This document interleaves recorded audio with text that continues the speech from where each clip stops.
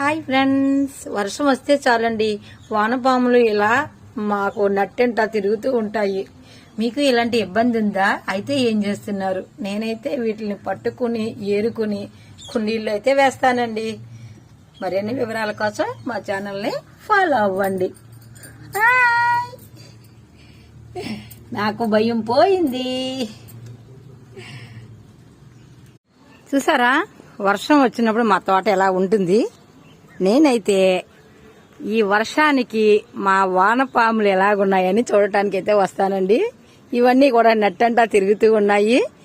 ఇలా వీటిని తీసుకుని ఏదో ఒక కుండీలో ఇలా వేసేసుకుంటానండి. అలానే మనం స్లాబ్ అంతా కూడా ఎక్కడ ఏ ఆకులు లేకుండా శుభ్రంగా నీట్గా తుడుచుకుంటే తోట అయితే అందంగా ఉంటుందండి. టెర్రస్ ఎప్పుడు కూడా నీట్గా ఉంచుకోవాలి.